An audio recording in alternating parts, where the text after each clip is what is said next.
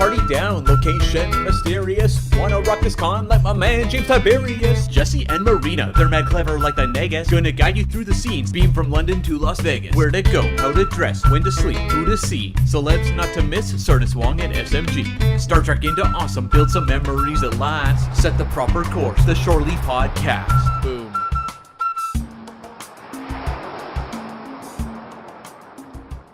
Welcome to the 55th episode of Shore Leave, your Star Trek Convention community podcast. My name is Jesse Okendo, one of your hosts, and with me is my co-host, as always, the wonderful and the ever-con-going Marina. Hello, everyone. Thank you very much for that introduction. That was very uplifting, and I've been actually looking forward to that. Thank you very much. Welcome to Shore Leave, everyone. As you know, Shore Leave is part of the Tricorder Transmissions Network, and if you enjoy what we do here on Shore Leave, or actually any other of our sister shows on Tricorder Transmissions, please consider joining our Patreon. You can go directly to patreon.com/the Tricorder Transmissions, or you can visit our network webpage, which is www.thetricordertransmissions.com, and click on Patreon link. Becoming a patron will always get you the access to the early version of the episodes, the unedited versions, often with bonus materials before or after the show, and an invitation to Patreon hangouts, which we frequently host with our fellow patrons. We thank you very much for all your support. Now, here we are. We're actually recording this around the Labor Day weekend, but we are going to reminisce about Star Trek Las Vegas, which was quite wonderful this year. And we have a very special guest with us. Jessie, would you like to introduce her? Yes, our very special guest is one of my favorite people that I met at Star Trek Las Vegas. And she's also taken me on tours of Hollywood, and I love her. And it's Yezenia. Yezenia, you want to introduce yourself and tell us about you? Hi, thanks so much for having me. I'm honored to have been invited. Yeah, I forgot about the Hollywood tour. Did I give you the tour where no one gets out of the car? No, I got out of the car and we got to stand. I let you out. Okay. Okay, you were lucky, because a lot of times I'll just drive people around LA, point things out, and be like, no one get out of the car. We're getting this done in one day. But yeah, so my name is Yezenia. Hi, everybody. I have been a Star Trek fan since I was about 10 or 11 years old. It was fifth grade. Someone in my class said, hey, that kid, Will Wheaton, that you like is on the new Star Trek show. And so I started watching it, and I was hooked. And it wasn't even because of Will Wheaton. So, yeah, I've been a Star Trek fan since then. And my favorite series are TNG and Voyager. And I can't decide between the two. And Janeway is my captain. Yay! My kind of person, yes. Absolutely. You're the top guest now. Yeah, Marina and I share a love of, we're in some Voyager groups together, huh? Yes, yes. Yeah, I shadow those groups. I'm not as active as Marina, but I met Marina online in Voyager groups before I met her in Star Trek Las Vegas. Oh, fascinating. Yeah, that's interesting. yeah. That's cool. Yeah. So I'm curious, what was your first STLV? Like, how many times have you gone? This year was my fifth one. So my first one was in 2015, and I've gone to every single one since then. And it was just always on my bucket list. I remember being in high school and seeing the commercials for Grand Slam on TV. That was like a big, convention back in the day. And, I wanted to go, but it's so weird because back then it never occurred to me to do anything alone, and now I do everything alone. So I do have friends that are into Star Trek, and I remember deciding one day in January of 2015, to just go to this convention, and I posted on Facebook and tagged my friends on it, and everyone was like, yeah. But in the end, a couple of people did end up joining me at the very last minute, but yeah, I just decided that's it. I'm going. That very same day, I found the official Facebook group, and then Zach Nichols directed me to the unofficial group, and boom, then I was, you guys know I'm pretty chatty Cathy in there, so yeah. And I'll tell you my favorite story of when I met Yezenia. I met her first year, and we were I'm pretty sure I know which one it is. That's my favorite story. And she had these name tags. Like, Yesenia's always like with the craft swap and stuff like that. She's always been awesome. And like she made her own shirts, and it was just fantastic. But she had a name tag. and I don't know how it came up, but she put her name tag on, and it said YEZ, yes. And we were at a bar, and I said, Yezenia, you can't put that on here. To this I day, remember that, Jessie. Yeah, you took it off and you put it on yourself, and you said, "Oh no, I'm Big Brother now. You can't have this on." and I still have that name tag. Oh, that is really all crumpled up. Okay. Yeah. In my defense, though, let me explain a bit of that story. Is in the unofficial group, we had been talking about how we're going to know each other. And somebody said, hey, I'll make a design for name tags. I said, great, I'll print them out. So there I go like a nerd with my 100 name tags. Nobody put them on, except Bailey. Bailey felt sorry for me, so he put it on. But yeah, because Don Bedwell had designed a really cool little design for that. And so I printed them up on name tag stickers, and I was the only goofball wearing mine.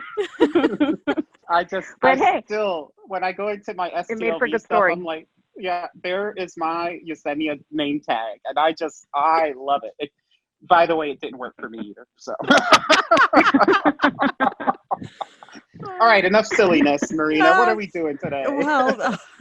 Well, as I mentioned earlier, we're here to basically break down our experiences at STLV this year. No, thank you for this story. Really, I really enjoyed that, and I have to say that this was probably a more successful attempt to get people to wear name tags, because so far I've seen several of them being planned over the years, and at least somebody was wearing something because it just never works. All right, so here we are again. It's almost almost a month has passed, so it's at this point I suppose it's very much fun reminiscences, because it was a great convention, as I mentioned. Let's talk about this, like overall vibe of the convention for you. Like, how was your experience overall? Did it hit the spot this year? Let's talk about Vegas. So yeah, I always have a great time, and what I've noticed throughout the years is that every convention is different for me in different ways. Like, I look forward to it all year long. But yeah, every STLV has its own little flavor for me. And this year I felt like I just was able to spend more time talking to people, and it wasn't necessarily at the bar. I spent very little time at Masquerade this year. I just felt like I was able to talk to more people. But at the same time, I felt even more rushed than usual, because I was talking to a lot of people, but we were always heading in different directions, and there was just always so much on the agenda that I felt a little bit more spread out. So on the one hand, it was good because I feel like I ran into more people, but at the same time, I didn't get to spend a whole lot of time with everybody. And you never can spend a lot of time with everybody. But so like I said, it's every year is different in different ways, but it hit the spot because I look forward to it all year long. I really do. This is like my therapy. What about you, Jessie? Awesome. Well, for me, so every year becomes more about the people and less about what's going on stage. So this year, what I was looking forward to when I got there was to see Jerry Ryan because of the Picard trailer. So I was like, where I got 2 photo ops of Jerry Ryan this year with 2 different people, just because it was Jerry Ryan and I just saw her on the trailer. But it's the friends, right? And it's the relationships. So this year, the group I go with, we actually, of course, got there early. We did a Grand Canyon tour. So we rented a van, drove to the Grand Canyon, spent a good part of the day there, and then came back. And then I also did a dune buggy thing with a few of the Star Trek friends, and that was really cool. So by the time the convention started, I was already exhausted. I was actually going to ask. I mean, how you were not concerned or worried, planning that much physical activity? Because let's face it, I mean, it's a 5-day convention. That's plenty of physical exertion right there, just standing and walking. You just thought, let's do this while we're all together, and and then worry about the convention. Yeah, anyone who knows me knows that the convention kind of rejuvenates me and makes me turn 18 again. So I can go the whole convention with 2-3 hours of sleep, if that, and I have enough energy to just do everything I need to do. Yeah. Now, you're running on pure adrenaline, right? Absolutely. Now, the side effect is when I get home, I'm pretty useless for 3 days. So And so that was a little, and it occurred. It happened again this year. It was a little useless, but overall, I've learned to kind of enjoy. So I used to be all over the bars, and I used to drink a lot and go crazy. And now, like, drinking and hanging out at bars is a lot less, and it's the quality time. So the meals, day trips, chatting. You know, you could be chatting at the bar, but not necessarily drinking or dancing all night long. So it's the activities that I do are different, even though they're still lengthy. But again, and I've said this on here quite a bit, like STLV is my family reunion. Even though I moved to Atlanta, I still don't know a lot of people here. So it's where I go to meet my people. So that's what keeps me going. That's wonderful. And what about you? It's actually a little bit uncanny how much my experience was a lot like Yesenia's. Actually, I didn't spend much time in the masquerade either. I used to go down literally almost every night just to check out who was there, and normally end my STLV pretty much without voice because of all the yelling and shouting. But this was my 10th Vegas in a row, and so there is a certain degree of, I suppose it's like maturity in quotation marks, because it's in terms of how the convention goes. I already have all my routines worked out, so a lot of things weren't like, okay, what do I do, where I go? It was sort of already automatic and built in. I knew what I know where everything is and how everything works. But yeah, it's more trying to interact with fellow fans, and it seemed to work rather well, because this year I kind of hit sort of a balance. On one hand, as usual, STLV was a bit of a blur because there's just way too much stuff happening. And I mean, you should see my spreadsheets. I probably managed to do maybe only 60% of things that I planned. But at the same time, there was far more interaction. So, I'll skip the panel and I was just standing and talking to somebody in the corridor, or we went to check out one of the exhibits together, that sort of thing. So it was a far more balanced experience this year in terms of, doing both the convention stuff rather extensively still. I mean, I still attend a lot of panels, and then at the same time still managing to interact with a lot of fellow fans. Now, something that I wanted to bring up is that I suppose as years go on, you kind of try to find new experiences. And I physically, well, not physically, sorry, wrong word. I intentionally forced myself to do some things because I realized that I was actually neither coming nor going because I was rushing to too many places, to too many events. Like case in point, the preview night, where we're supposed to have our usual newbie event, and there was a landing party going at the same time. And I was literally trying to talk to about 5 or 6 people via Messenger, and kind of trying to stop by the iBar to see what was going on there, and if any help was needed, and somebody wanted like an icebreaker or anything, while running back and forth, to landing party to see what was going there. And then I just stopped by the Purple Zero. I'm like, okay, this is going literally nowhere. I'm not helping anyone, most certainly myself.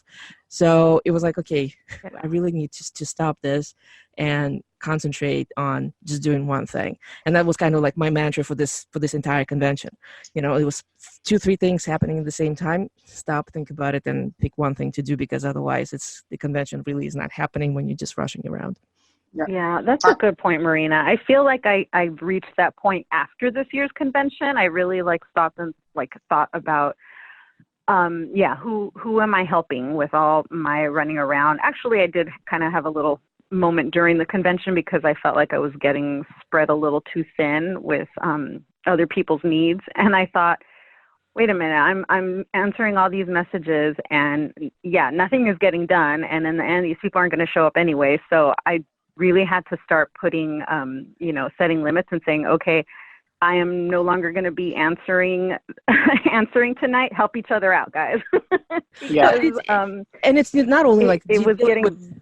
Sorry, I apologize. And it's not even like only talking about other fans. It was like actually even the events themselves at the convention, because there were a couple points during those 5 days where I'm like, okay, I have literally a photo op followed by this thing, and then there's a panel, and then I'm supposed to meet somebody.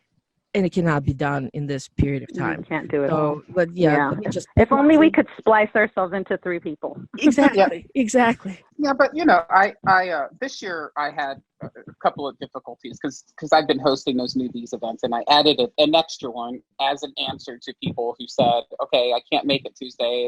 And I'm like, okay, so we'll do it Wednesday too. But I scheduled those at the same time, I had other things scheduled. And then I was in a situation of like everyone else, what do I do, right? And so like I got to the point where I just reached out, and so we're the kind of people who help a lot of other people, right? But like we often don't reach out. So I reached out, and like Jamie helped me with one of the newbie events because I wasn't going to make it back in time. And I didn't have to stay at the newbie event the whole time if I had something else going. Like my job is to like get it started and make sure people get to meet each other.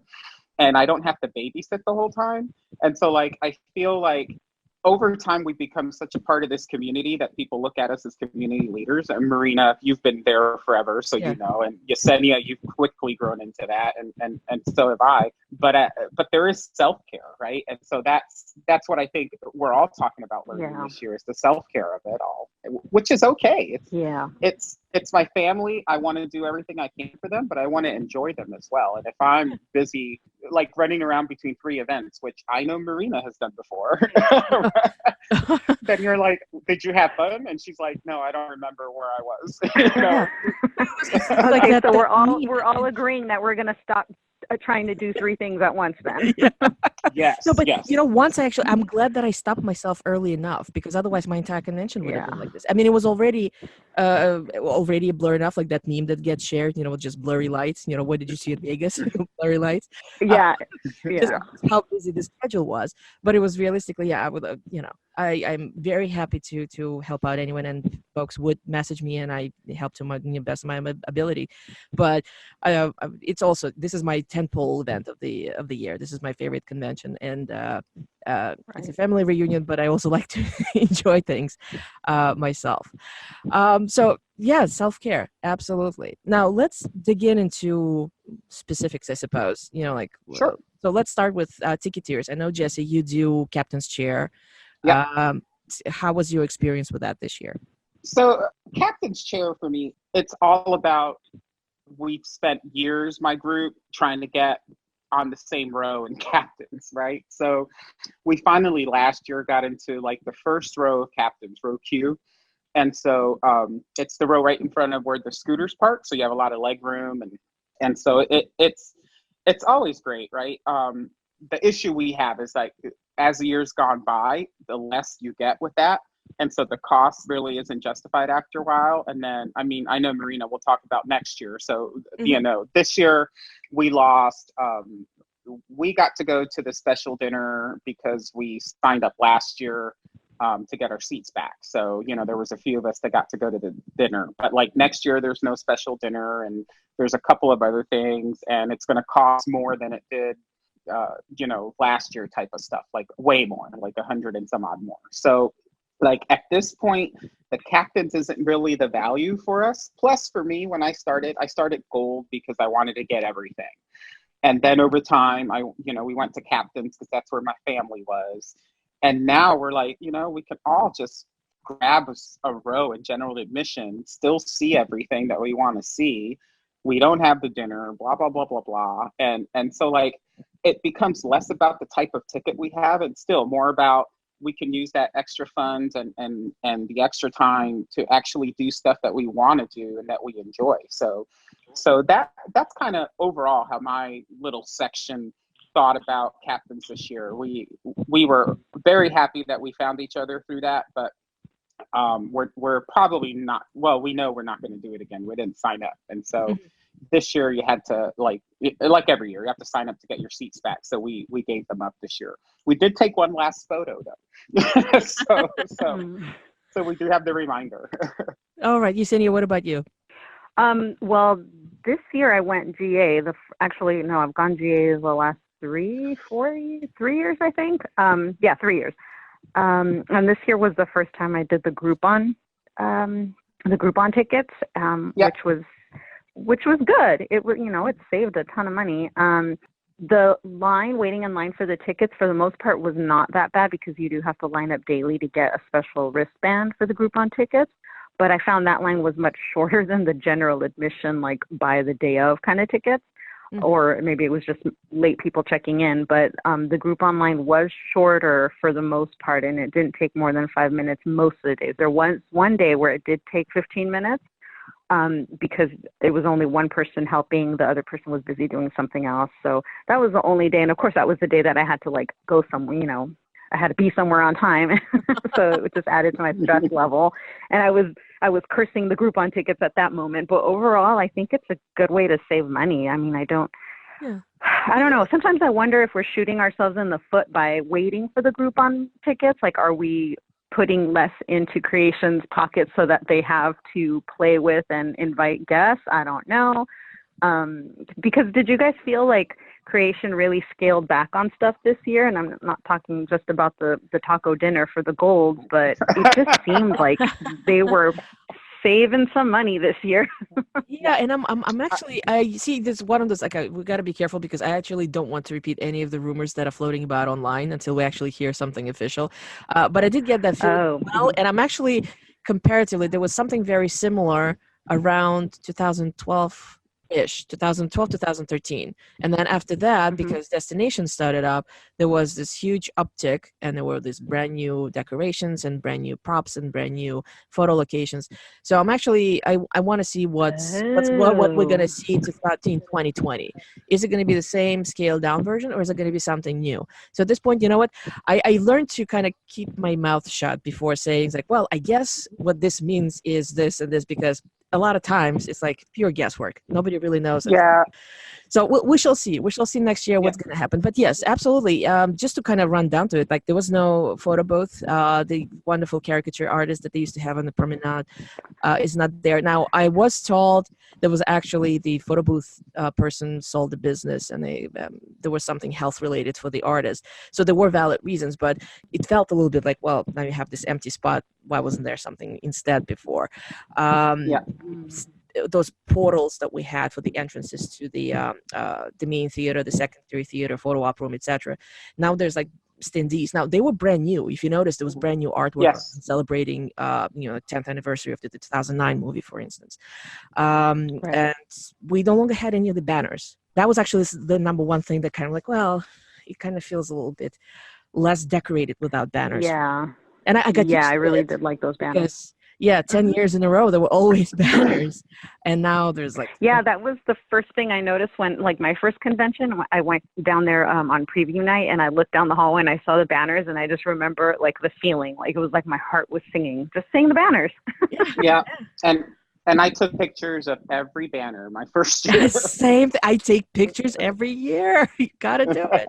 And so to add to that, I think there was a general consensus of things not being as decorated and as great and as thought of this year.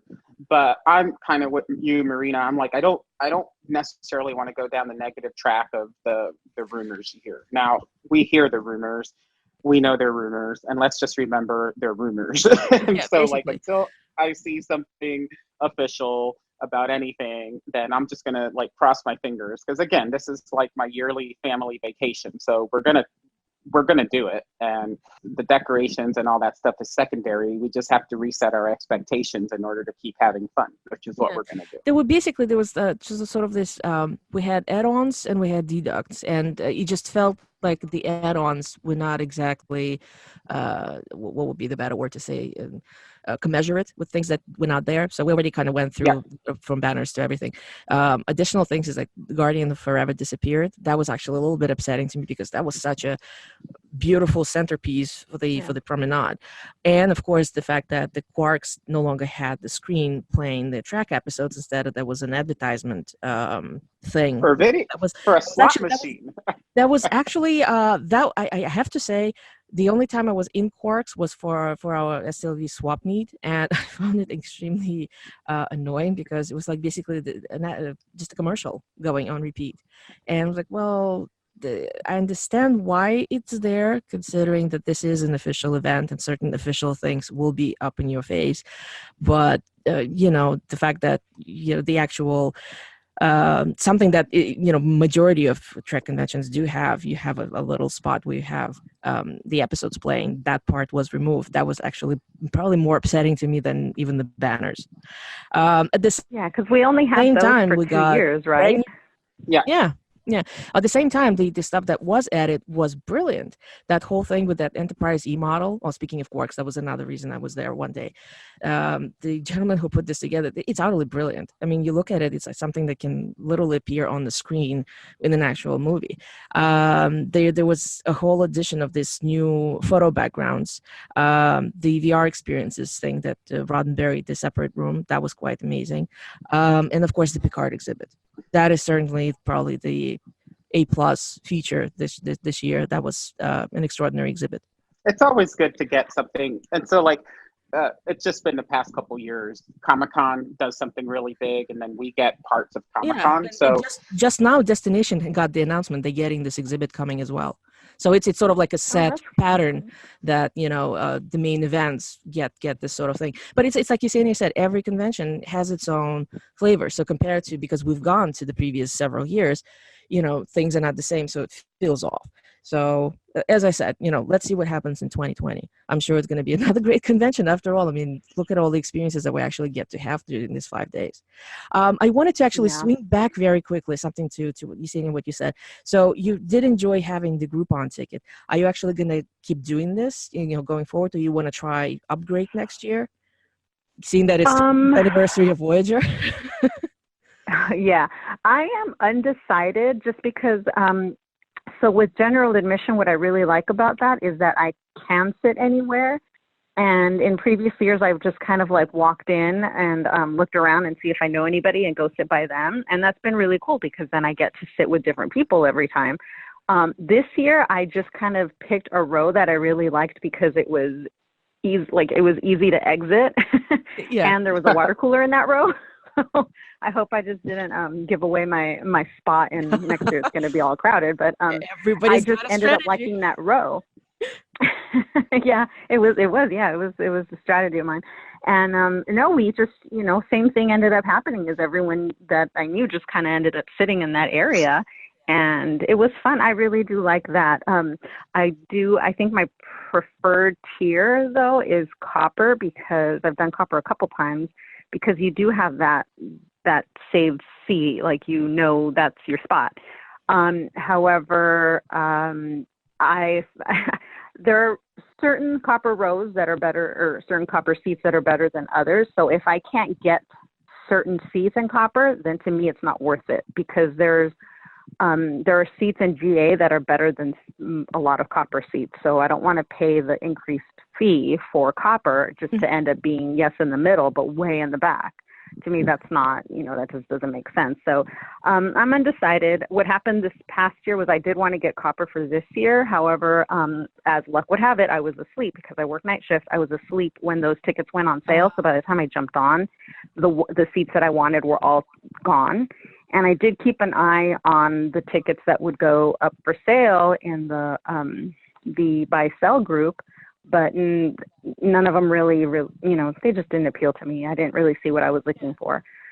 So no, but I was fine with the Groupon tickets. I love GA. So I don't know. I don't know. I'll just decide when, you know, as it happens. If I can grab a couple of good copper seats, then I'll grab those. But I think more than likely I'll just stick with GA. Yeah, and Groupon. I've noticed that any changes that I have in my tickets, and I've been gold for several years now, actually were connected to any of the celebrations. So if we had like a major anniversary, like for instance 50th, that's when I switched back to gold. I was doing preferred before then. Well, copper.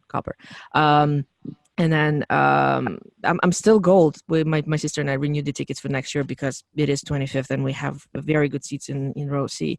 So after that, we shall see. I mean, I kind of mentioned that before. I still go to a lot of panels, so the spot itself makes it worth it, you know, for actually, you know, seeing the stage and taking photographs and all that. Mm-hmm. I still manage. Yeah, that's the other thing. I don't go to that many panels anymore, so. I think I went to maybe 5 or 6 panels this year, so that's the other thing to consider. Absolutely. Yeah, thanks for reminding me of that. It's like what Jessie said, you know, it progresses through the years. You start out when you want everything, and then eventually it whittles down to what makes it the best experience for you. And of course, you adjust your ticket tier accordingly. So yeah, I'm the same way. I love the secondary theater panels more than anything, and those don't have assigned seats.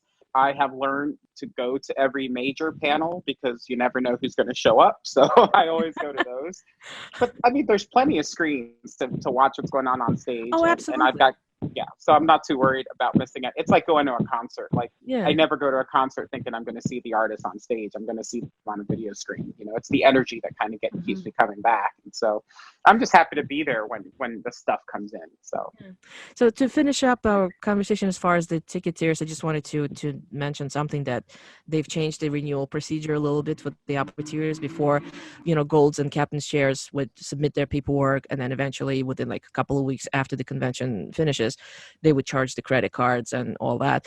And as people who have gone to this year's convention know, there was a security breach at the end of last year, which it was quite significant. I mean, it's not only just the track people; it's the pretty much all the properties that Creation has conventions with.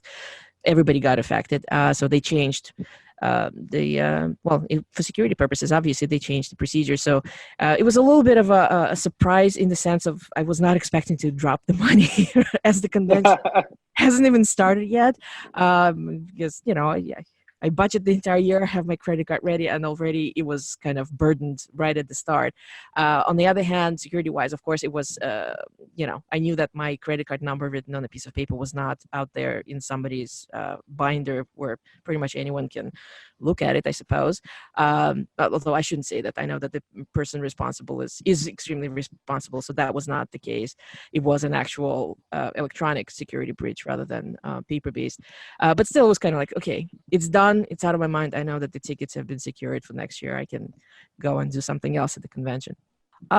Let's talk about we talked about the setup already. What was your actually favorite thing? You want to talk about the Picard exhibit? Because we did have some extraordinary things at the convention. The Picard exhibit was awesome. I mean, I liked it, and I liked, again, having something that was at Comic-Con, so that was great. But honestly, the biggest thing for me was seeing the Picard trailer on the big screen in the auditorium. It was like, it was just, I wish I could have seen it more than once, you know, and it was playing in the Picard exhibit, but on the big screen where the actors were talking about it, you know, that just, it was the best part of the convention for me. And I have no idea why. I think it was just seeing it with all my friends, that we could enjoy it together, right? So that was it for me. It was monumental if you think about it. I mean, besides the fact that they showed it in the main theater, and the actors themselves having never seen it. I mean, I just maybe Frank saw it, but everybody else said that they've never actually seen the completed thing. So they all went out into the audience and sat down in the rows with the rest of the fans and watched it for the first time themselves. And think about this too, guys. We saw the trailer on the theater where Patrick Stewart stood on the year before to tell us it was coming. Yes. That's what it was. Just it was like a historic moment for me. Absolutely. Yesenia, what about you? In terms of the Picard trailer, or whatever caught you, like outside of sort of like panels, we'll talk about panels separately. Was there something like, I know a lot of people were gushing about the VR experience that Roddenberry had in their museum. I was a bad STLVer this year. I did not go to see that. I didn't even know it was there. I went to the vendor room one day and I just went to 2 booths, fan sets and Make It So, and that was it. I missed everything else. The Picard exhibit, I had already seen it at Comic-Con like 4 times. I got in the line. So, and then I was it was in Hall H. That was a whole experience. To watch the trailer. Of course, I watched it again at STLV, but so like I said, I wasn't a very good con goer this year. I didn't do a whole lot of actual con things. So I don't think I can fairly, of course, once we hang up, I'll think of something, but the thing that was probably like the favorite was a panel, but we'll talk about that in a little bit. So it wasn't anything really con specific, you know. Well, let me gush that a little bit, because I was super excited about Picard exhibit, primarily because, well, first of all, it was obviously reported on once it happened at San Diego convention. I saw the pictures that everybody was posting. I'm like, I can't wait to see this with my own eyes, because it looks extraordinary in the way how much care was put into it to present all of it. Oh yeah. And then so absolutely, finally, I literally went. I was probably like the second person in line when they opened it on Wednesday, and I walked in and I was Yeah, I think Hal was actually, because I remember I was asking him about, he was wearing the Star Trek Beyond jacket, so I'm pretty sure he was first. And then Okay. uh, and so I took pictures like literally of every single thing that they had in there, and it was Yeah, so did I. and then I bumped into Jan Van Sitters. And I said, this is thank you for because this is extraordinary. It's a gift to the fans. And he said, be on the lookout because there's actually Easter eggs sort of hidden in the items Yeah. presented that are I've heard supposed that. yeah, they're supposed to be Uh-huh. sort of like hints on what's coming in Star Trek Picard. I And had you my know eyes. what? I Yeah, go must ahead. have met him in San Diego because, like I said, I went through that line 4 times, and I would end up talking with the people working there. And I know there was someone that said there are some things that are going to be in Picard, and he just kind of raised his eyebrows, like, "Go take another look." So there we go, looking again. And I'm pretty dense, so I missed it all. But whatever. I did enjoy the exhibit there, but. After someone pointed out in one of my photos, "Oh, that's John Van Sitters." I'm like, great. I was talking to him and I didn't know who he was.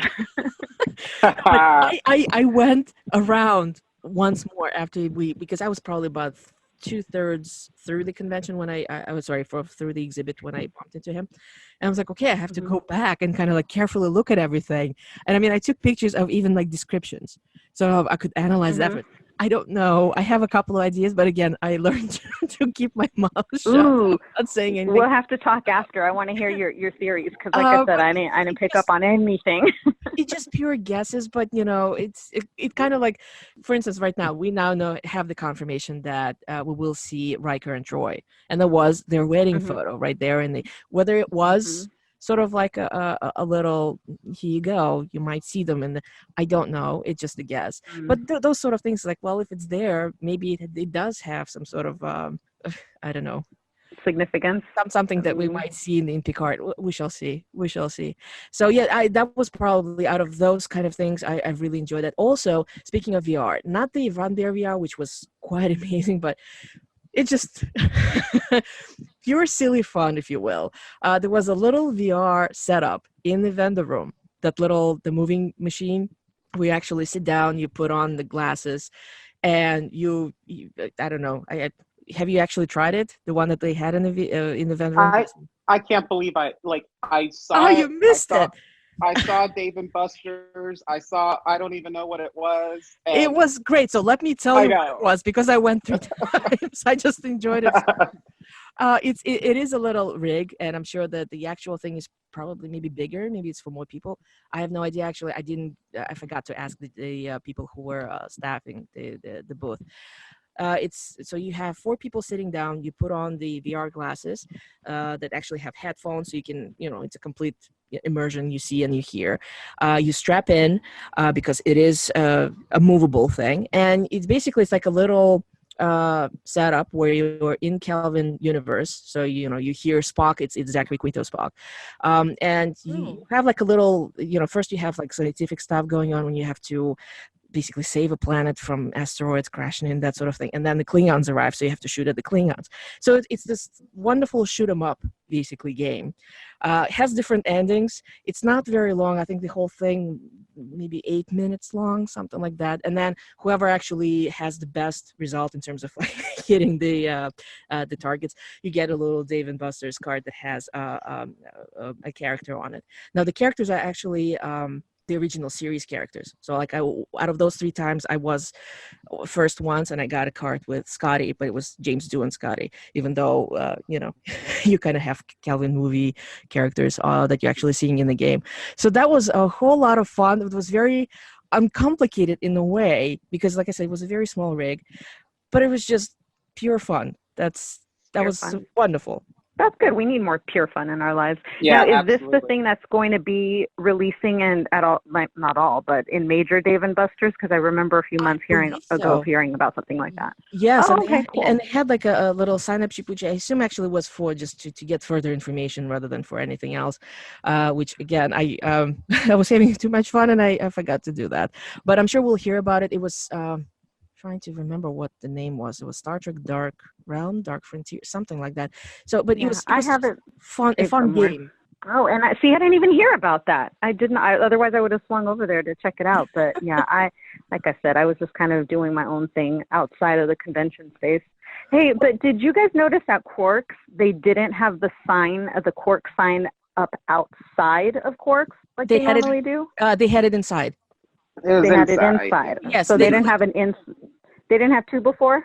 No, it was something else. There was like a little portal, I think, on the inside before. But I actually, now that you said it, I'm thinking maybe there were two of them. But bottom line is, first I was like, what would happen? There's just a standee that says Quarks, like what we mentioned earlier. And then I walked in and I was like, well, we still have this large thing up above. Do you want to actually talk about vendor room? Since now we started to mention vendor room. There were quite a lot of interesting things this year. Now, you mentioned you stopped by Fanset, so why don't we give a shout out to our friends Lou and John, because did they kick it out of the park this year? My God. The women at track, absolutely. Amazing pins. Did you actually get to pick up the set and the exclusive Uhura? I got the exclusive Uhura just because a friend had grabbed it for me. Because by the time I went over there, they were already sold out. But I just went by just to say hi to them all, because I always make a point of going to say hello whenever I see them anywhere. But yeah, I didn't do much shopping there because it was a very busy time for them. I mean, they're always busy, but it was like they were swamped. So I just said my hellos and then I walked down thinking, oh, I'll come by later and see what else I pick up. Never went back, unfortunately. Well, for those who might still want to pick up the glitter background, so it's the exclusive set that was premiered. I think we still have a couple of days remaining where you can pre-order them online, and after that, that's it. That particular set with glitter background that was specifically for STLV release is going to be gone. Single character regular background pins will become available in the fall, but sort of like if you wanted this nice thing with the background, check out the social media. I think they were posting like, okay, 4 days left, 3 days left, that sort of thing. I think it's still possible. So I'm sorry to say, probably by the time we release the episode, the glitter backgrounds are going to be gone. But I absolutely if you're going to get a memento of anything from STLV, it has to have glitter on it because it's Vegas. It's not going to have neon lights. It has to have glitter at least. But yeah, that's true. Yeah, absolutely. And going back to the fact that Fanset's really, I mean, there were some amazing releases. They had, there were technically two exclusives. There was also the now traditional casino chip that had from Piece of Action, and of course Uhura, which was just in the order of Nichelle Nichols' last convention tour for all intents and purposes. So I that was actually Women at War. Oh, sorry, I almost said Women at Warp. Cheers, guys. The accidental shout out. Women of Star Trek was number one on my little shopping list because I knew some of the vendors who I follow online. I knew they were going to be there, so I was like, okay, I may have to make sure to stop by. And of course, Fantas was actually number one. And we did mention Nikki's booth, Make It So, same thing. I actually had it as number two because I wanted to get those wonderful Andorian antennae, the crochet ones. This is the third. I finally got mine this year. Same thing. I missed out twice because I would show up too late and they will be already sold out. So the one thing I wanted to get did sell out, so it's my plan for next year to pick it up. Yeah, and I want to special shout out to Make It So. So we did not do a vendor highlight show surely this year, and it was me. It was all me. It's all my fault because the life has just been crazy. So special shout out to Mickey and all our usual vendors. Sorry we didn't do that this year, but we definitely have it on the plans for next year, and we'll do right by you next year, I promise. So what else? Was there anything else in the vendor room? Yeah. Because there's something else I want to bring up, but I want you guys to please, what was your favorite? I'm not a big shopper, right? So I don't really buy anything in the vendor room. I just like to look around. But this year there was, so you guys know the vendor that's usually there and sells the Star Trek tables, right? Yes. They were there, but they didn't have the tables. They had an issue with their vendor, so they didn't have tables. So what they did have, and I guess I never noticed they had other stuff because of the tables, but they had just a bunch of like stuff that was on sale, and it was like stuff from the 50th and stuff that maybe has gone out of Cycle and stuff. So I got like Star Trek sheets for like $15, and I have a king size bed and like full sheets. And then I got a lava lamp that was like $10, and then I got a couple of mugs that were like $2. I mean, it was like I was the little old lady in the thrift store with a shopping cart. And I walked out of that one booth with like 2 bags that I had to take back to my room. And I was like, how did I do this? But I spent like $50 on them. So I'm not going to complain about it. Although the TSA did research my bag when it came back from Vegas. But that was my favorite. It was like my favorite find of all time. So I'm very happy I found them. Yesenia, did you find anything, or you like literally limited yourself just to those 2 booths that you mentioned? I really only went to those 2 booths because then I just started talking to people like in that row, and then before you knew it, it was like time to go. Like, well, I just blew 2 hours of my. Like I said, I was just, I'm very chatty anyway, so I just, start talking and I lose all track of time. But it was worth it. It was worth it. I made a couple new friends that way, and yeah, I feel like I am a shopper when it comes to Star Trek stuff. Like I'm just like, making it rain in there. But this year I'm also trying to be a minimalist.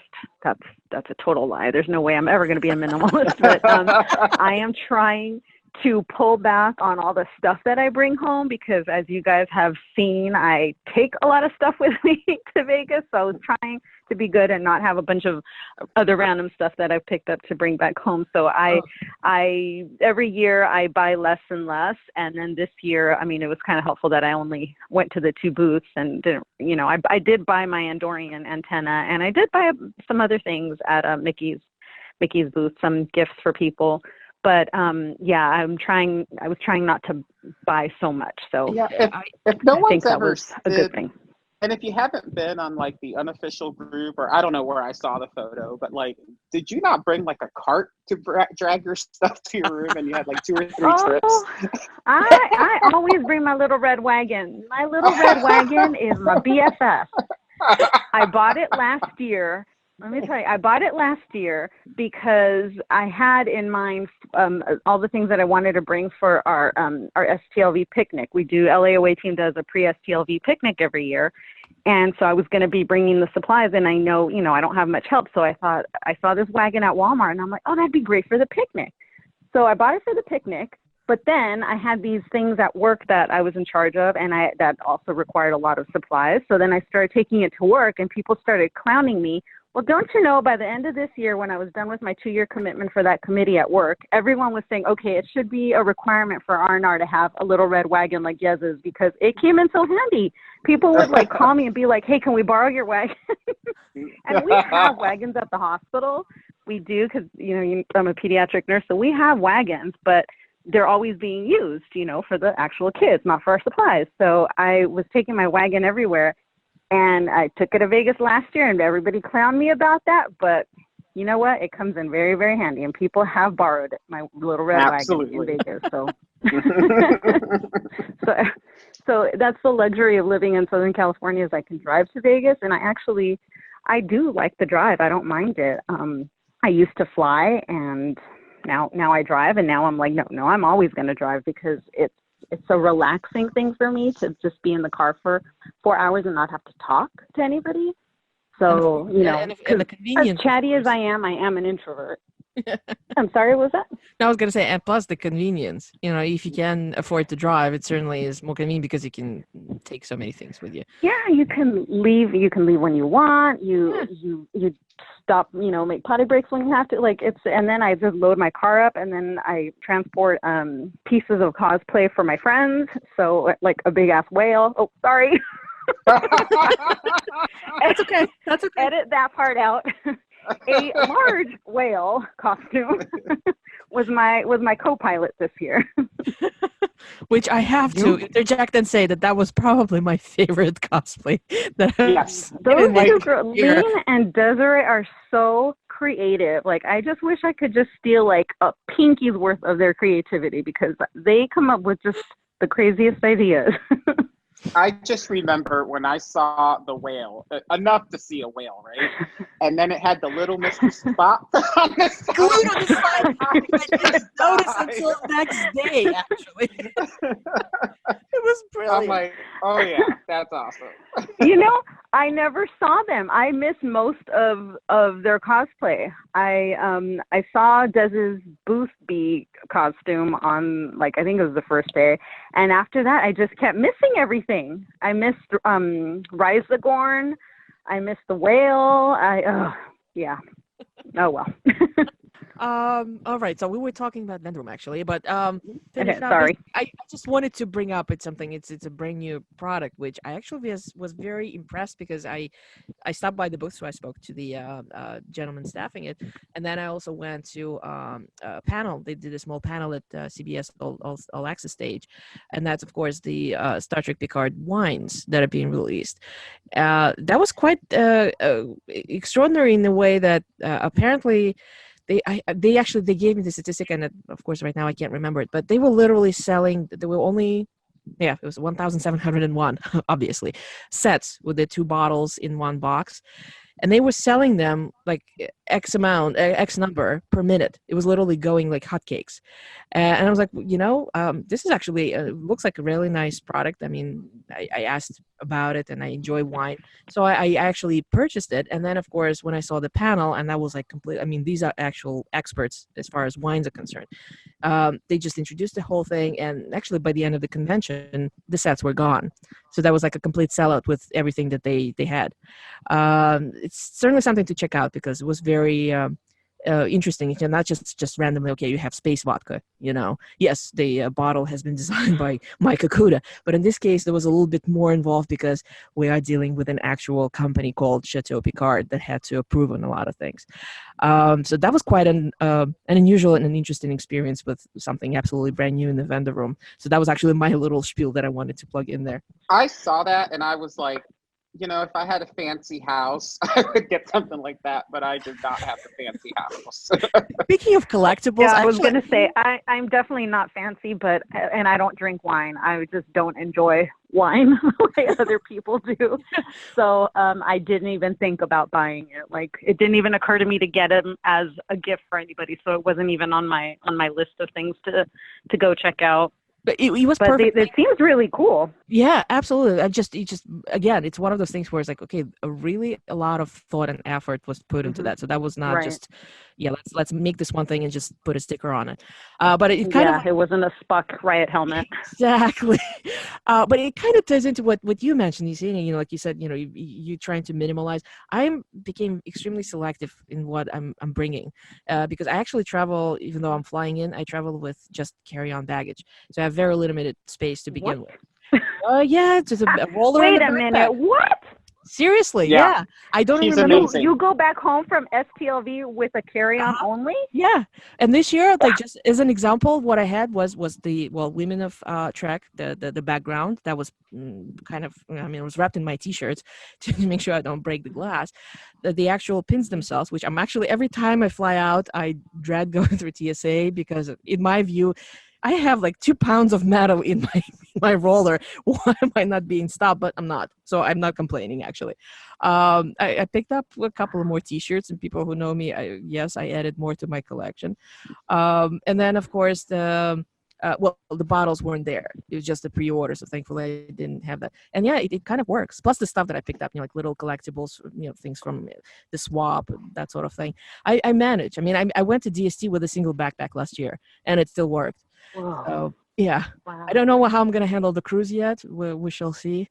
I might need to check some luggage in, but because it's an 8-day thing, so we'll see. Or just walk around in bathing suits and sarongs all the time, and a hat. That's it. Well, t-shirts works great. I have. There are people who do that. They just come in like their swimsuits, and that's all they walk around with. Or Jackie Peters and her husband, they just come in cosplay. They don't wear any street clothes the whole cruise. So the more the merrier. I wanted to actually talk actually briefly is well, let's face it, we cannot do briefly. We just cover everything, and we're too excited. But Yeah, let's talk sorry. about the panels, the photo ops, and autographing. What did you have planned? I know, Jesse, you mentioned already Jerry Ryan, Yep. with the photo op and everything. What else did you get to do? Were there panels that were like an absolute must for you? Did you get to do everything you planned? For me, the must was, of course, the Picard panel. I had to see that, and then I had to see the preview. But my friends from Subspace Transmissions always have a panel, so I got to sit there, and they did like the mysteries of Star Trek, which is like what happened to this character or that character or that kind of thing. So I got to go to that, and then that's the biggest things I did. I mean, aside of like the Rat Pack that I have to go to every year, regardless of if it's the same songs or not. I always go to the Rat Pack. And then, of course, the dinner. I enjoyed the dinner this year. So those were my main things to do. And, aside of the tacos for dinner, everything else was pretty good. So I can't complain. Yeah. Yesenia, which panels for you? Well, so I could not miss my first panel that I was on. So that was like the first order of the day on Wednesday. So that was exciting. Oh, thank you. I had a really good time. I got suddenly so nervous about it right before, like thinking, am I really going to throw up? Like I just got really queasy all of a sudden. But once I was up there and just, start running my mouth like I do, it was fine. It was a lot of fun, and we had a lot of positive feedback about it after. And what really was great was that we had quite a few people reaching out about it, asking for, advice because they wanted to set up their own away team. So sorry for those that don't know, it was starting, I don't even remember the name of the panel, but it was basically about starting up your own away team. So Mike Nguyen out of New York away team started up all these various away teams across the country, and just, help people, just started the group on Facebook so that people could, join and reach out and meet up with other Trekkies in their communities. And it's not like a formal, organization. It's not Starfleet International. There are no dues, there are no responsibilities. It's basically just a way to bring back the camaraderie and the socializing of STLV back into your own community. So, we've been blessed with LA Away Team. It's just, another group of friends to hang out with and share this love of Trek with. So we did a panel about that and, how we started, what events have been successful. And so we had a lot of people reach out after that. And it was a wonderful panel. I stopped by, because, just to, I'm part of Mike's New York City away team. So it is certainly a wonderful, wonderful thing to have. There are a whole lot of Star Trek groups in New York City, obviously. And for the most part, a lot of the members actually, cross-pollination, so to speak. But it was great. I was very happy to see how much interest there was in the panel. A lot of people showed up. Yeah, and it's not just for you locals, because when I was traveling a lot, like Marina, how many times was I in New York and I went to your away team? And it was great. Yes, like we have a guest. Great, welcome. And they would just get together because I was there, which made me feel special. And then we tried to do the same thing for LA, but of course I didn't give them enough time. So I had my Yesenia away team, and she did let me out of the car. I do appreciate it. So anything else besides your own panel? Did you get to do any others? The Doctors of Star Trek panel, which was really exciting because they've never had that group together before, as far as I'm aware.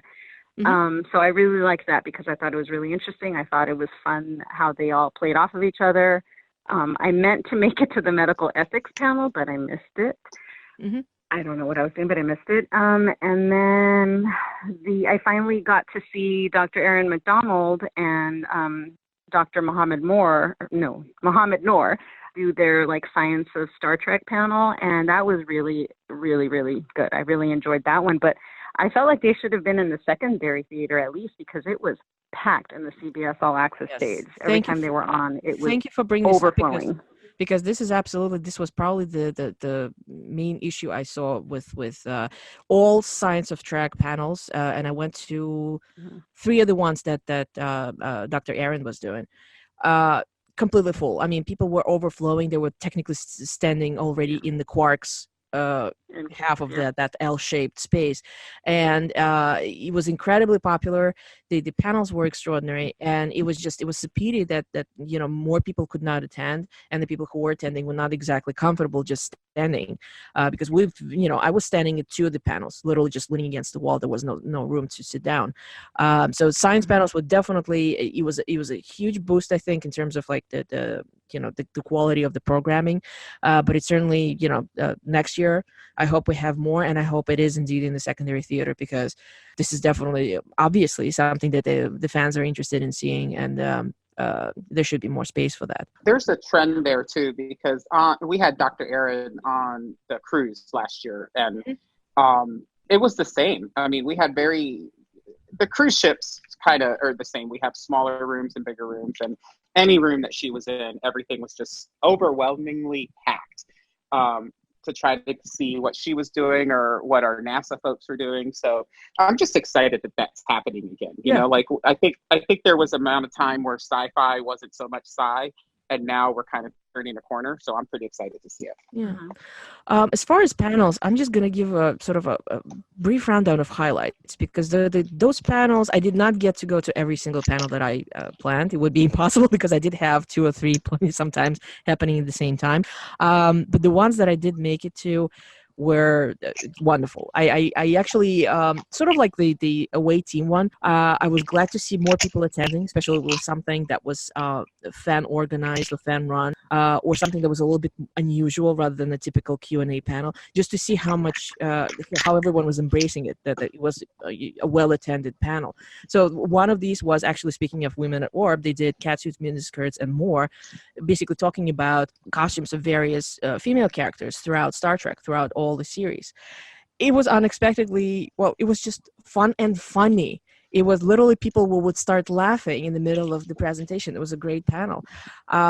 Warrior Women of Star Trek, that was a great one. Rekha Sharma actually stopped by. She was a special guest. There were several, you mentioned the doctor panel. That was great. I love the fact that Wilson Cruz crashed it, and then we had a complement of 6 doctors talking about things. That was great.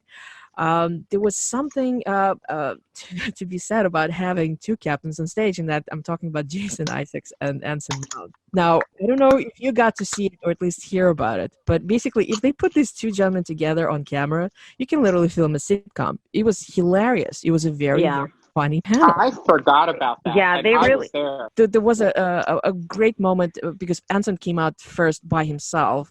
And of course, they got to a brief Q&A with him before Jason came out. And somebody said, well, any news about Captain Pike series?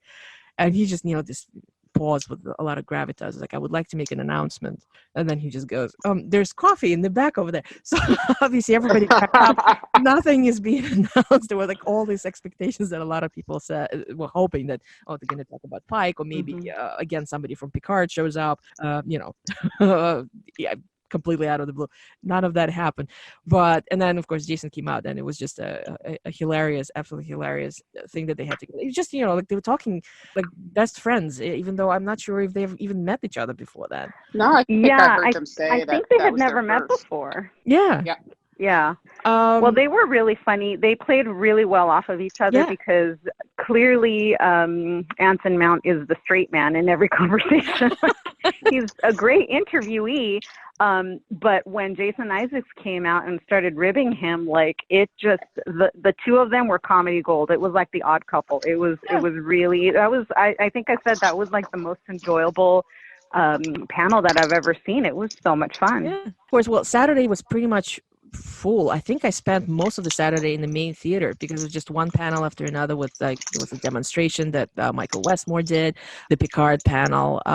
So there was a lot of happening. My Sunday was kind of similar in that regard. Speaking of funny, I mean, Jason Isaacs crashed the panel with Kenneth Mitchell and Mary Chieffo and Jim Brooke, and that was just as funny as so generally speaking, I really enjoy Discovery panels, because especially when they get them in groups, it's just such a pleasure, because these guys just from the word go, they get it, they know it, and they really put themselves out, especially when they're on the stage together. So that was There were a lot of great panels this year. I'm looking at my little schedule here, and I'm like, it is a blur, but it was a absolutely wonderful blur. Now we did have some of the events that were outside of panels, the usual fan organized stuff. Let's talk about the craft swap, because this became such a fixture of the convention. I enjoyed it a lot. I wish I actually got a chance to go more than once this year, since it happens every day. So Yesenia, a huge part of this. Can you talk a little bit about it, because I love craft Sure. swap that we have. Oh, sure. So from what I understand, people have always sort of made small craft items to exchange in line, and it was very informal. And I think maybe 4 years ago, Heather wanted to formalize it a little bit. So I volunteered because it's something that I've run before. Although this craft swap, STLV craft swap, is just very different than other craft swaps that I've run in the past, because I was telling someone, when you are in the crafting community, whether it's card making, scrapbooking, beadwork, whatever, you kind of almost have to audition in order to participate in these craft swaps. And there's very, very regimented procedures, and there's rules, and you have to agree. And it's very, very formal, and it could be stifling. So what I love about our craft swap is that anybody can join, as long as you join the group. And you can make 20 items, or you can make 100 items, whatever you are able to make. And when you don't have to swap with everybody. You can pick and choose if you feel like it, or you can just swap every single day with everybody if you have enough items. But it's very, very open that way, and it's nice because you don't have to go every single day. You can go every day, or you can only go one day. Yeah. And it generally takes about 20 minutes, 30 if we're really, really chatty. But it's a little intense. Someone called it Black Friday, but and I think a lot of that is way this year, because there was, oh my goodness, I am amazed at I'm not particularly crafty, I usually bring fun wristbands, but some of the things that people brought this year were just, my eyes are just, wow. Yeah, I know. I can't even mention all the standout items that people have crafted, but there are some really, really wonderful, wonderful items. And I mean, seriously, every year I'm blown away by what people are, post that they're going to bring. But this year, every time someone posted something, I was looking at my little cards going, oh my gosh. And it's wonderful. I can't beat that. Yeah, you get, it can be something as simple as, make stickers, greeting cards, anything like that. Something practical, like a lot of people made, pot holders, keychains, that sort of thing. Too funny. Like, for instance, one of my favorite items from this year was actually, and I do hope that I remember the name correctly, Kelly Williams. She's the one who brought pins that had grasshoppers, because of this whole grasshopper invasion situation that we had in Vegas. Yes. That way, it was like a little grasshopper wearing a red shirt, and it said STLV 2019. I'm like, this is a perfect souvenir for this entire event right there. So that was brilliant. Yeah. It's a lovely thing. I'm looking forward to next year. This is certainly something I already have marked up on my spreadsheet as a definite thing to do. Other ones that we had, well, of course, we had the traditional newbies. Now, Jessie, you already mentioned that we added the second one this year. Do you know, as far as attendance, how did we have? So I do apologize. I actually never made it to the second one because I was still tied up with the photo ops. So the first one had the usual suspects. So we had it's getting near 200 by the end of the night type of stuff. So, it starts out small, and then what you normally see is, we meet the newbies and we all say hi, and then it's usually around the same time that the landing party is happening. So we do a quick together, and then we go, hey, the landing party's over there by the masquerade, or wherever it is. And it tends to become a drop in or come and go, and what should I do next kind of thing. So between all that, and I was late, so Jamie, thank you, Jamie, for stepping in and starting it off. But by the time I was done, I had counted, nearly 200 people. But sad to say, they're not all newbies, right? So we're getting a lot more people who want to meet newbies or a lot more people who like know this is going to be a gathering, so they show up, which is fine. At the end of the day, you've built some new relationships and you've kind of started talking to people to learn about, you know, what the STLV is all about and how things work. So that's great. The second night wasn't as big. It was like maybe 80 people by the time it was done. And I didn't know what to send them to be quite honest, because I didn't keep track of Wednesday as much as I did Tuesday. But we just usually, you know, there's the masquerades over there, the golf course is over there. I did do a couple of like walk down to the convention area with a couple of people who didn't know where it was. So it's been real successful. And next year I'll just make sure not to overbook myself. But I think it's always fun. And I think if you're not a newbie, it's fun for you because you get to kind of help somebody else out. Absolutely. And if you're a newbie, it just makes you feel comfortable, a little more comfortable than you did the before you were there. Yeah. So I enjoy it a lot. And of course, there was the landing party, which was the 10th one in a row. That was actually, I didn't realize that it started on the year of my first Vegas. The usual fun. There was a great trivia game. People just, I think we're playing as teams this time around. I think there were a couple of years when people were just everyone for themselves. It's always fun to do that in groups. So it was the usual kind of fun. And then, of course, the normal masquerade brouhaha with everybody drinking and just yelling at each other because it's just so noisy. Well, of course, USS Rio had a whole bunch of meetups and the breakfast and the lunches and the pool party. I know Cap Gittimer had meetups, just one during the day and one in the evening. I stopped by the evening one because during the day it's almost impossible to. I'm missing from pretty much all group photos that are done during the day because I'm elsewhere running with the photo ops or panels, and of course the Fan Geeks party.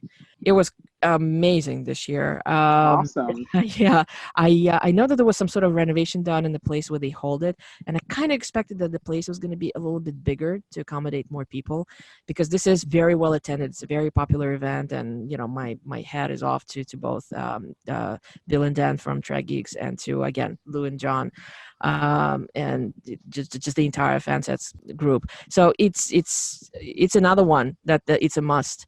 Next year I'm sure we're going to have the next one, and be on the lookout for that because it's a wonderful thing. It is actually the only time probably that I go outside of Rio during the convention, because normally it's so much stuff is happening. There's really no time to go anywhere.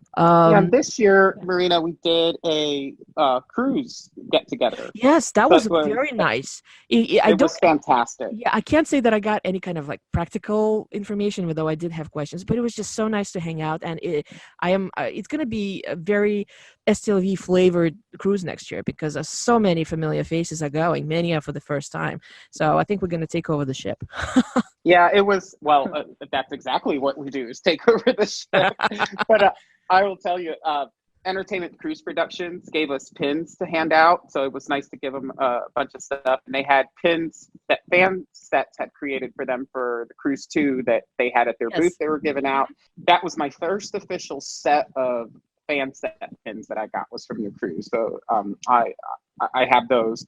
But what I got was there were a bunch of people a good number of people who'd been there before. And then there were a bunch of people who were just going for the first time. So the problem with that we had with the practical experience is it's a whole new ship. So it's new for everybody, which I think is going to be exciting. It's going to be very exciting. So, but that was one of my highlights too, because I got to stay for almost all of that. So I'm pretty excited. Yeah. Well, Larry Nemechek did his usual Portal 47 events. Those who are not aware, it's a deep dive into Star Trek. If you're interested, you can check it out both on Facebook and through Larry Nemechek's Trackland. Yeah, I know, and you and I are members of that group. Yes. So there was separate. We had the dinners. Actually, there was separate dinners that I was invited to various groups, and I was like, I love you guys, but there's just no way I can do 3 dinners in one night. Yeah. So there was Tricorder Transmission. So we had a dinner with them, and it was fantastic. The Patreon dinner, yes. Yeah, and then every year, Larry Nemechek, we just got to keep it going. Every year after the Portal 47 get together, he sends me a note that says, "We missed you," because I never make it to the thing. Speaking of 1 year, yeah, definitely, you gotta do it. Because he normally has someone stop by, and I know this year was actually Andrew Robinson. I was doing Ethan Peck and James Frayne photo op. I was late for it. I missed Andrew, but then Aw. Rick Sternbach actually showed up. And we did do a very small get together with the New York City away team. Yesenia, did LA team do anything together in Vegas this year, or you basically just said Just hello and that's just it? the photo. Yeah, Just a we just get together to take our yearly STLV group photo, and then everyone's off and running again. Yeah, we don't, because we see each other so often in LA that we, I don't think it's fair to like expect people, or I don't know, maybe they want to, but I kind of like open up my room for LA waiting anyway pretty much every night, so it's like we see each other. It's fine. Yeah, of course. So yeah, we just get together for a group photo. One photo I did get to do, and that was I'm actually so happy that I did. It's something our little group. It's called Phantom Battalion, and it's Phantom spelled F-A-N. It's the regulars of the former Chicago Star Trek convention, which there are still high hopes that this convention will come back. One of the smaller creation cons that was very well attended and probably most popular of the smaller ones. I used to go to the Chicago one, and it's our little group. And this year, a lot of members finally took the plunge and decided to do the Star Trek Las Vegas. So I'm actually very happy to say that, beginning of the convention was like, I'm so glad that I get to do something different. So it's the people that I know throughout the convention, but I am still kind of in the process of showing them around and saying, here's what we do. We actually met up for breakfast, that sort of thing. So we, the person who, my good friend Ina, she actually asked Adam if they could keep the lights in the rotunda so we can do a large photo. So everyone who was a Chicago regular part of Phantom Battalion, we all got together. And it's probably about maybe 20, 25 people only. But we all got together in the rotunda after the gala, and we took a great picture. So I'm actually looking forward for her to post it once it's done. But it was just such a unique experience. I'm like, okay, just a little bit of Chicago right there in the middle of Las Vegas. So what else? Did you get to do were there any other events? I know you usually have a private party.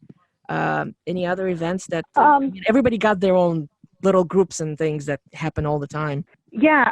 Well, so we started off the week on Tuesday morning with the strip run, which is a lot of fun. Eric Profancic organizes a strip run, and then I add in brackets and walk because I am not a runner. So the whole thing started with Eric being crazy, and I think it was his first year. He decided to run the strip alone early in the morning before it got too hot. So he ran that and then invited somebody to join him the second year. So then they ran that together. And then we were joking with him about it in Body by Starfleet because he kept teasing me about running. And I'm like, no. I run to a bus or from zombies. I do not run. So I said, I'll walk though, because I can walk like nobody's business. So then he said, fine, walk. So then other people said, well, if she's going to walk, I want to walk. So there's a group of runners and a group of walkers, and we meet up on Tuesday morning at 7 a.m. on the dot, take a group photo, and then we Lyft or Uber over to two different hotels. The runners start at the Wynn, I think, and the walkers start at Mirage, and then we meet up at Mandalay Bay.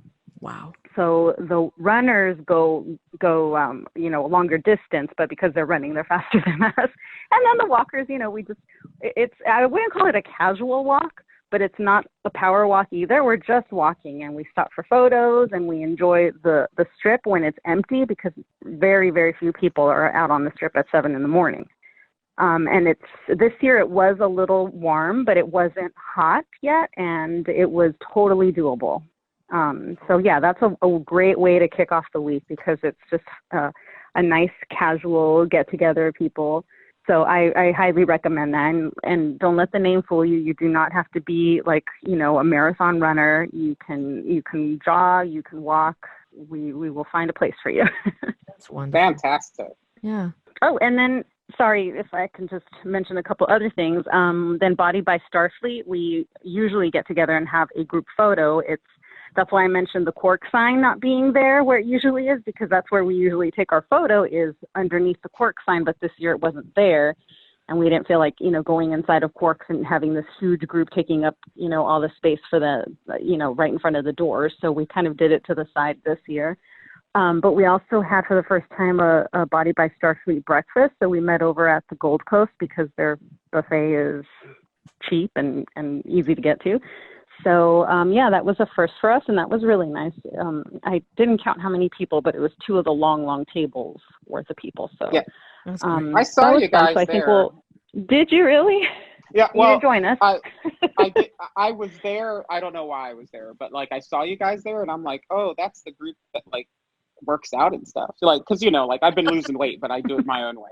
I'm not running or walking or nothing. I'm just like praying, and it's coming off. So, Oh no, and it's not. It's just a group. It's a support group. So however you're doing it, as long as it's healthy, we are there to support you. Like I am certainly not a paragon of fitness perfection. That is for sure.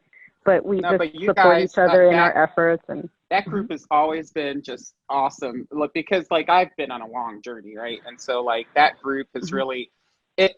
Even if you're not posting every day, and I don't post every day, I post like once a year with a status. But like the inspiration you get from people who are just doing all they can, and then you've got.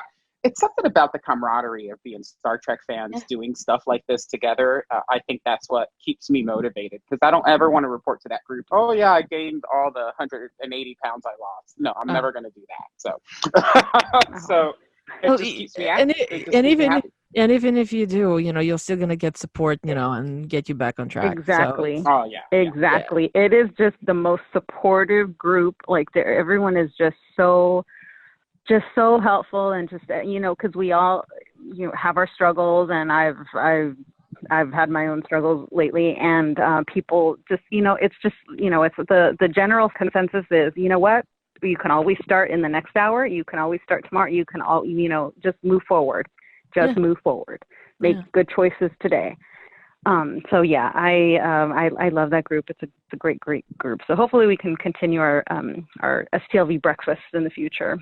And then if I can mention one more thing, the Return of the Living Red Shirts party. Yes, I was going to organize. Awesome. Yeah, that was so much fun. It's one of 3 events which I wish I could drop by, and it just that never happens because this was, I'm trying to think, this was Thursday night. Mm-hmm. Thursday night, yeah, that's when the dinner was, and I was so tired for some reason after that. I was like, I think I'm done. Oh, so you didn't make it? Oh, no, I stopped by the cruise meetup, and then that was it. I think my sister and I did something together just to kind of like come down and relax after a full day. Oh, okay. So that makes sense. Yeah, but I'm kind of hoping I would think Sean would do it again probably next year. So yeah, this is I think that's the plan. All right. Yeah, he did it last year for the first time, I think, and it was absolutely fantastic last year. I had such a good time. Just I don't know, it's just something about if you haven't been gold or captains before in the past few years, the Voodoo Lounge is where we had the gold and captains parties before, right? And so I've always enjoyed it up there, but it's always been so crowded during those parties that you couldn't really enjoy it very much. And it's not exactly, it's conducive to an actual party rather than a dinner. So and it's fantastic. So being able to go there and being able to hang out with your people and party with your people, and in a dance club that normally would probably, they normally have a dress code of like, you have to dress like not business professional, but like business casual. So no shorts, no gym shoes, that kind of thing. And at a certain part of the night, they do start enforcing that. But when it started, it was just like us in whatever costumes, and it was fantastic. And absolutely, I want to see that happen all over again. Yeah, last year we showed up. That was kind of a busy night last year because we had gone to the pool party, not the pool party, the movie in the pool, which they didn't bring back this year. But so we were there and went straight from there to karaoke, and then from karaoke to the Voodoo Lounge last year. So we were at the club in our bathing suits, like and not like trying to look cute either. Desiree jokes with me because I had my culottes on. I had my pool culottes on and a big blousey shirt over it. So I was not looking club cute at all. Like if 21-year-old me could see how I was dressed in Vegas, at a club, I would have probably just been mortified. But you know what? That was the beauty of being in Vegas, being surrounded by Trekkies, is I did not feel judged other than by Desiree. And we were just there dancing, having a good time. And we closed that place down last year. This year, pretty much almost closed it down. I had to leave a few minutes early because somebody needed my room key. But I had a great time. And I just want to talk about the title of it, or the name of it. It was Return of the Living Retro, I believe, right? Sean told me that Night of the Living Retro. Okay, there you go. Uh-huh. So Sean said that he got the idea because he thought, here we are, we're like family. We have this reunion every summer, but we miss all the holidays with each other. So he thought, wouldn't it be fun to celebrate like at least one holiday? So that's why he got the idea of like a Halloween themed party for us, which I thought was pretty creative. So I actually got a makeup artist to do my makeup like a zombie. and it was so much fun because I freaked myself out when I looked at myself in the window. When I was pressing the button for the elevator, I looked at myself in the window and I got scared. And then just a funny story related to that. I go, we were up there and I went to the restroom and there was, a restroom matron there, and, she was Latina, and she looks at me and she goes, "Mija, who did that to you?" Because I had fake really blood coming out my nose and out my mouth. So I had to explain to her, "No, I'm okay. Like, really, nobody hit me." Oh, this is too funny. I don't think she believed me. It was so funny. Oh, that's funny. So anyway, yeah. So hopefully next year we'll have another themed party, but we'll let Sean handle that. Yeah. And so, guys, and just to like go into how STLV is just how the family is so close, and yet like we're from everywhere. So Sean's from Liverpool, right? So he's doing this from across the pond, setting this stuff up to make sure all our in STLV are having a great time and enjoying each other as families. So, and that at the end of the day is what Absolutely. STLV does for me.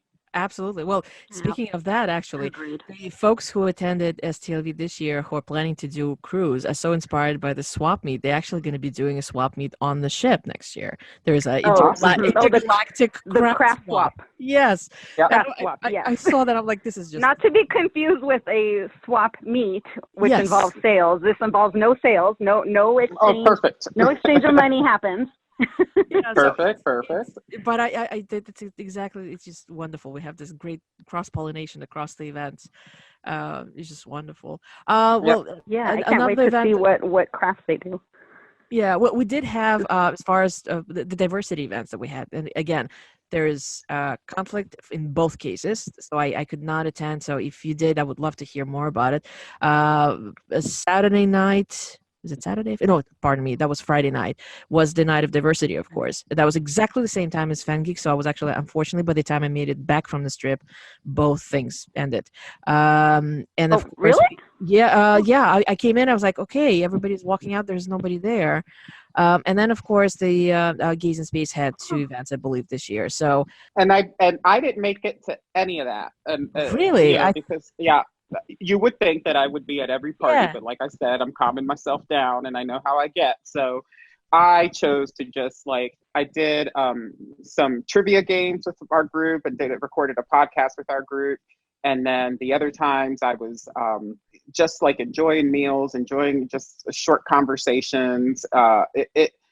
Next year I'll probably do more parties, right? Just because I did missed it, and I wanted to do that. But for me, this year was just very calm and relaxing, and I had done those 2 big trips before the con started. So let's face it, I probably wouldn't have been dancing that much. Although at some of the karaoke, I was a little crazy. So you got that. It's a silly question to ask, but did you actually get to do anything outside of the con during the con hours? Because I know it's a silly question because there's really no time to do anything. The only time, as I mentioned, I just managed to get out for the Fan Geeks party, which technically still for me part of the convention. But any kind of, I don't know, museums, galleries. I made it to Walmart. That doesn't sound like a fun thing. And outside of the con, I actually made it to the pool 2 times. So I was pretty excited for that. Yeah, as I said, nothing for me because this year, once I kind of set myself on this, like, okay, I'm doing things, Yeah. picking and choosing, and that was it. And so I didn't feel as exhausted by the end of STLV, and certainly with my my voice still intact. Yesenia, did you get to do anything outside of the convention, or was all the con all days? It's always all con all day. Like I know that I'm not going to do anything else. I didn't even make it to the Walmart. I had my groceries delivered to the hotel. Oh, that's awesome. That certainly saved time. Awesome. Oh, that's a brilliant idea. Yeah. Yeah. So who delivers that groceries? saves some time. Who delivers groceries? Instacart does, and I was told Amazon now or something like that. But I didn't try it this year. I just did Instacart. Cool. Instacart. I'll have to remember that. Mm-hmm. They do not deliver booze, though. Oh, okay. FYI. Ask me how I know. I don't think I will. Right. Well, now since we do need to wrap up, so last minute thoughts. A single thing that really stood out for you? I don't know. Anything that you hope to see in 2020? Well, I say the only thing nothing that stands out because Marina, I'm like you. It was all a blur, and I know I had fun, but for me, it was going to the Grand Canyon for the first time, which wasn't really part of the con. The only thing that stands out as a worry is the rumors, right, of what happens after next year. Other than that, though, like when I came back home, I had fun. I had a bunch of shopping I didn't need to get, and I may or may not still have unpacked totally. So that's what I have. Wow. Yesenia, what about you? What I'm hoping to see next year is, I'm sure you guys have seen in the unofficial group how there's just been this whole, push for people to volunteer more, or not really a push, it's coming from them. So, people are starting to take the initiative to plan things, which I think is very helpful because there's always the ideas and suggestions, but without people willing to take on the responsibility of actually planning them, nothing can ever get done. So I am really hopeful that this, new, expression of wanting to help is going to really come to fruition next year. And hopefully we'll get to see more fan-run events within the group and without. But yeah, I like I mentioned in the group, I emailed Creation some of our ideas, some of our suggestions, and they said that they would forward them to the powers that be, but we won't know for a while how many of those suggestions are actually, acted upon. So I'm just hoping to see more fan-run events. And I'm hoping not to do all of them either. Like we all said, the three of us need to learn how to step back a little bit and, let other people, jump in. So that I'm looking forward to that because, like I said, someday we're not going to be there. So if this community is going to keep, growing, we need other people to go ahead and take the initiative and plan whatever they think would be appealing to themselves. And for sure, they will find other people that also want to do that same thing. Absolutely. Yeah. Absolutely. Well, on the more fun side of things, of course, next year is the 25th anniversary of Voyager. So that is something that I personally am looking forward to. I mean, we will have a celebration during the cruise. That's already a known. I know there's going to be 2 destinations next year, one in Germany and one in Birmingham as usual. Germany's probably not happening, but Vegas most certainly, of course. I already mentioned I redeemed the ticket, so I will be there. And who knows, I'll do my best to maybe swing destination just to see how they will do a celebration. Because, it's the same thing for me, Voyager and TNG, but Voyager a little bit more by a smidge. Yeah. So Marina and I both went to Destination Star Trek. What was that last year? Last year. Yeah, last year. It feels crazy. But I would totally keep in sync with you because I wouldn't mind trying Germany because I've never been, and I think that might be fun. So let's keep talking after this to see what happens. It would be, but I literally look at all the different variations, and it's the usual time versus money. The more affordable ways to travel there, there's such a waste of time that I can't justify it, and something that would get me there faster costs more than I can afford with the cruise and STLV already in the bank. So it's. So you're not planning on winning the lottery like I am? No, I wish. I wish. Yeah. I think that's all anyway, of our plan B, right? I know. All right. So I guess that we're at the end. Yesenia, where can people find you online? If you want. Well, I can be. I can be seen posting frequently in the unofficial STLV group, and also Body by Starfleet, and also the STLV Craft Swap. All right, Perfect. great. Jessie, where can people find you? Did you just call me? You just call me Yessie? I might have. Did I? I am so sorry. It's the combination. You now two are merging into one entity for me. I'm sorry. No. That is my nickname, though. Yessie is my nickname. Yessie is her. Yeah, So yeah. I now It's have hilarious. to make sure that I don't confuse the two of you. But anyway, for me, I am on Twitter at Outrageous Okendo. That's OUTRAJESOKENDO, which is way too much to find. So look for me in the unofficial Star Trek Las Vegas group as Jessie Okendo. I'm one of the admins there. And I'm kind of all over the place, although work has got me busy lately. So, if you don't see me, it's not that I'm gone, it's that I'm busy. There's this other thing called life that likes to get in the way. And what about you, Miss Marina? You can find me on Facebook, same thing. I'm one of the admins of the unofficial Star Trek Las Vegas group. And you can also find me on Twitter, which is probably the easier one to reach out to me publicly because my Facebook account is actually private. So I can be found at Dracorex, DRAKKOREX. And of course, Shoreleaf can be found on Twitter at Shoreleaf, and of course on Facebook under its full name. And that was a great discussion, guys. This was another great convention. I am really looking forward to 2020. I mean, we have 300 days to go. Yeah, and I would remind our listeners, or tell our listeners, we've never done this before. So after we sign off here, we will definitely have some comments that we got from STLV trekkers on the street. So stay tuned. All right, keep on trekking. Exciting.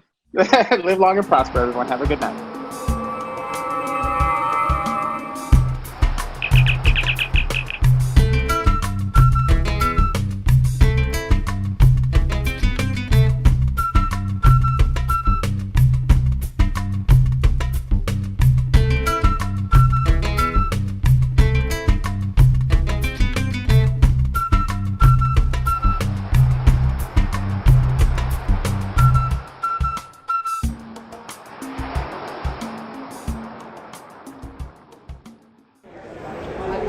So here we are at Star Trek Las Vegas, and I've been happy to step into Garrick's booth to talk to Brooke Wilkins about what she does and why she's here. Brooke, can you give us a little intro of who you are and you with Star Trek Las Vegas? Sure.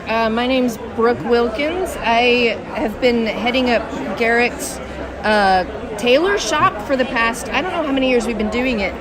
It's a booth that's sponsored by Creation, and we when people's costumes break, we get to fix them, and we don't charge.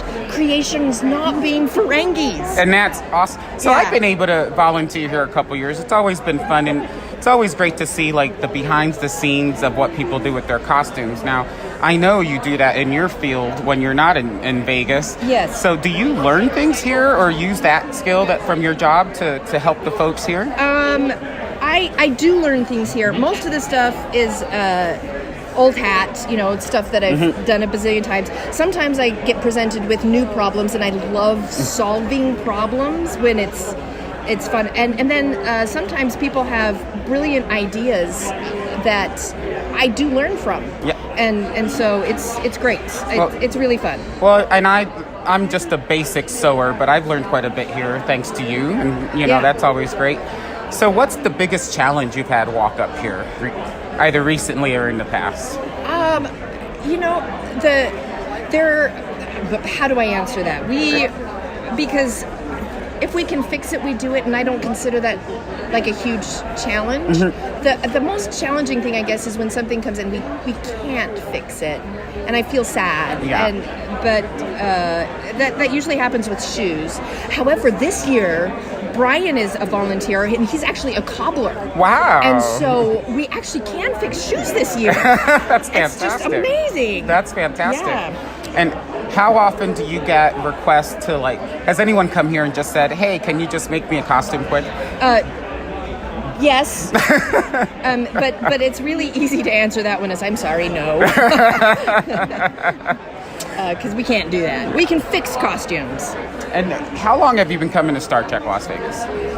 You know what? I thought it was 6 years, but then Mindy, my friend, she said no, it's 10. And I'll trust Mindy's judgment. I think it's probably 10. Well, you're kind of a permanent fixture here now, and I'm so happy to call you a friend and be able to work with you at Ditto. times. I'm so happy every time I see you, Well, Jessie. thank you. And podcast listeners, Jessie's wonderful volunteer here at the booth. So I'm sad that his adventures have taken him to other places, but happy for him because we love him. I love him. Well, thank you. Thanks for talking to us. Hi, my name is Mike Naughton. I'm here with my wife, Kate. We're here for our second consecutive convention. I'm actually was hunting for Andrew Robinson's autograph, but I think he might actually be in the big hall. But I ran into Marina. Really happy to meet her. We're excited this year just to get to know people a little bit more. Last year we were just sort of getting our feet wet and getting our bearings. This year we're trying to be a little more social. So we're a big fan of the tricorder transmissions. And if you see us around, say hi. Hi, my name is Mark. I'm from the San Francisco Bay Area. This is my second year at STLV, and what I like most about it is that you get to meet all the actors and you get to conversate with them, even though it's like really short, whatnot. But yeah, and just the atmosphere with the other fans and whatnot. Everybody's friendly, and that's all I can think of. Who are you most excited to meet at this convention? That's a hard one because I have a lot, but I guess would be probably Ashton Mount because he's in Star Trek Discovery. Oh, fantastic. Thank you so much. Thank you. This is Tyler Orton from Vancouver, British Columbia, Canada, also of the Subspace Transmissions podcast. I love listening to Short Leave. I was looking forward to kind of you guys giving us the down low on everything leading up to this. Always beautiful. 6th year coming to STLV. I'm having a blast this year. Okay, I know people sometimes give William Shatner a hard time. This panel was a blast this year. He's at that age where it's like he doesn't care anymore, and he will give the fans a little bit of a hard time if they deserve it, but I've never been more entertained by William Shatner. And also, I had the Jerry Ryan photo op today. This is right now Saturday here at STLV. She's just wonderful. Every single time I've seen her on stage through all my Las Vegas journeys, she's always been one of the most kindest souls I've ever seen. It's been wonderful. I'm here with one of my dearest friends as well. I'm going to throw it over to him at this point. Hey, this is Cam Smith, also from the Subspace Transmissions podcast, and this is my 8th year. I don't know how the time has gone by this quickly. Time is the fire in which I'm really burning. But, yeah, so this year's con has been a real blast so far, but I think my highlight has been the Anson Mount Jason Isaacs panel. Now, it started a little slow, like Anson Mount is a very thoughtful guy, and his answers were very, incisive, and he had a lot to say, but it was much more mellow. And then Jason Isaacs came out, and it was just like everything went crazy. The moderator was pointless at that point, and it was just the two actors. They both worked in the business a long time, interviewing each other about their experiences, their craft, and managing to do it in a way that was consistently hilarious and, intelligent. I thought it was just a total blast. Allison! Jesse! What did you do at STLV? What did I do? I got married. Woo! Woo! Who did you marry? Hi. Hi. What's your name? Liz. Did you get married at STLV? Yes. Was it fun? It was a blast. I had so much fun. All my friends. Did you have STLV friends here?